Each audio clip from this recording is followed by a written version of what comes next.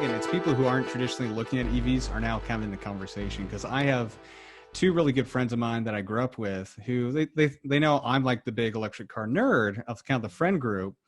And they're like, okay, the stuff Tesla does really cool. That's the kind of car I would get if I'd get one, but it's too expensive. It doesn't make sense. And so it does kind of fall into that used car thing. It's just like, okay, when are these prices going to drop to a point where it's like halfway affordable in a used car market? And we have to look. I appreciate. And I think what you bring up about the battery degradation and other things that people might not think about is just making it a much more approachable and feeling more comfortable about buying a used car. That's for sure.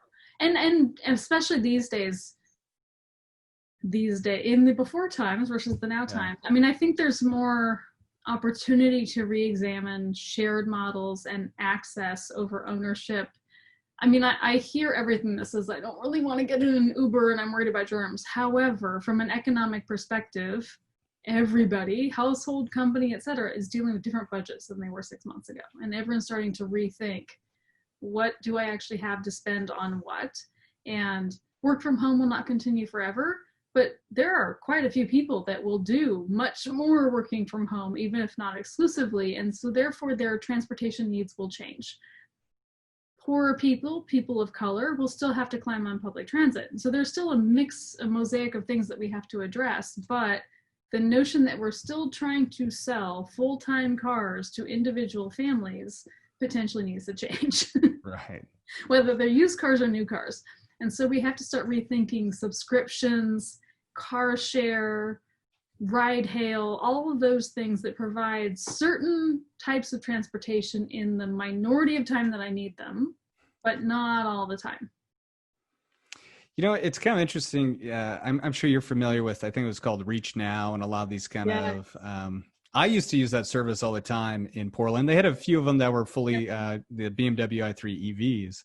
And then it seems like that business model was just, I mean, kind of go figure, go put out $40,000 cars brand new and let people rent them by the minute. Doesn't always pay for itself. And Daimler tried it with Car2Go. And exactly. And we have Blue LA here, and there was Blue Indy that has kind of shut down with little French electric cars. There have been various versions of trying them. And so on one hand, I have long advocated that we should learn the things that are to be learned from those. Like, let's not pretend those were all perfect implementations. Yeah. But at the same time, while I caution reading too much into these times and this, what is still fairly nascent data, some business models that would not have made sense a year ago or even 6 months ago might make sense now, whether it's forever or for a couple of years. But we have to not assume that the way everything's always been done is exactly the way we should go forward. And if that's your only reason for doing anything, it's the wrong thing to do. Yeah. You should have better reasons than because it's the way we've always done it. So we have to be a little bit more flexible in that, in the offering up of first experiences, but also in the offering up of access to transportation of all kinds for all groups.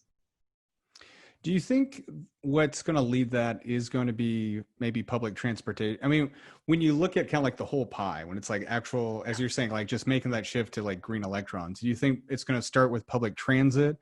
And the reason I'm not saying it won't, what I think is interesting is looking at like new car sale data over the last few months, it's still way less than people thought it would be. It's obviously way lower than originally projected before this all happened. But one of the kind of positives is electric vehicles globally have been selling still at a pretty strong rate. And it might be the idea that that's kind of exposing people more to joining us. Be sure to visit our website, connectingthegrid.com. There you can listen to our podcasts, contact us about sponsorship, or even be a guest on Grid Connections.